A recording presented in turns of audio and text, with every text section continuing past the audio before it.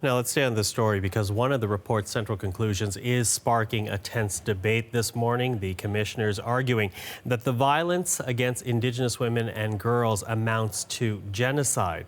Now, Ottawa's stance on that is not as clear. The Prime Minister coming under fire yesterday when he did not use the term at a conference for the inquiry. But that did change, or at least appear to have changed, at an event later in the evening. The National Inquiry formally presented their final report, in which they found that the tragic violence that Indigenous women and girls have experienced amounts to genocide.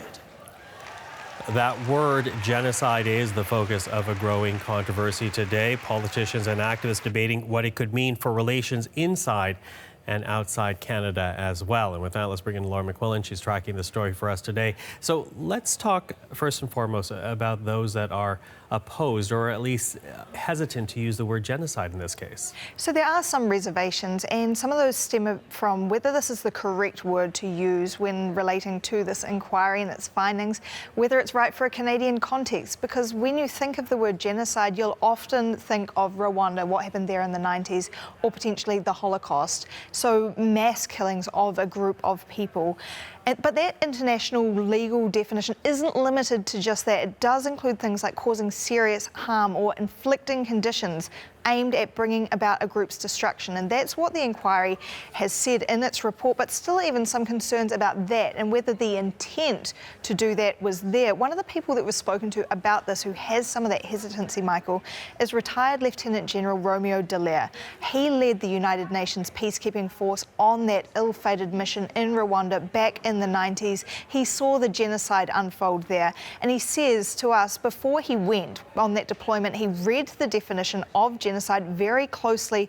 He's not sure if it applies here. It was a deliberate act of a government to exterminate deliberately and by force and directly an ethnicity or a group or an entity of human beings. What has been done with the abandonment of the Aboriginal people, and particularly the women in this country, is that a genocide? I got a real problem in trying to put the two together. But of course, when we do talk about what the inquiry found, we're not just talking about historic killings, which of course there were, but that systemic racism, things like the 60s scoop, forced sterilisations, residential schools, of course, that legacy. And the inquiry saying that endures today through policies that are continuing. But Romeo Dallaire's take on that was that perhaps systemic racism would have been the more correct term to use rather than genocide. So as we say, some hesitancy and as a result some controversy, but what are we hearing from the commissioners? How are they defending their use of this word?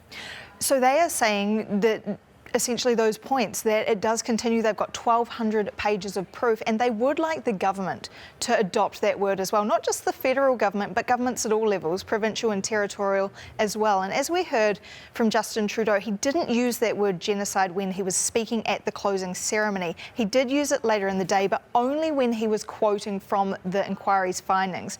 Later in the day, however, we did hear from the Attorney General, David Lametti. He was asked if there could be legal implications for the government in using the word genocide, and here's what he said in response. We're going to leave the discussion of the actual use of the term genocide to academics and experts. The important thing today is not about definitions, but about action, and that's where we're going.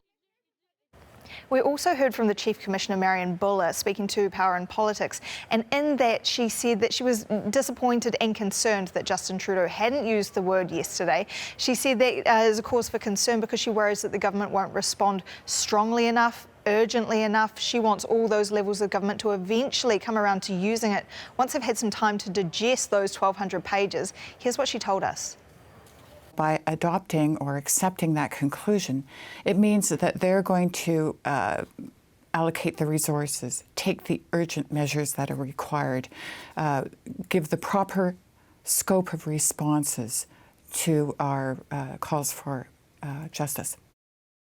And one other possible reason we are hearing for potentially hesitancy from the government sources telling CBC News that if Canada does come out and use the word genocide when it calls out other countries on human rights violations, then it could be used against Canada in that international realm. Okay, Laura, thank you for that.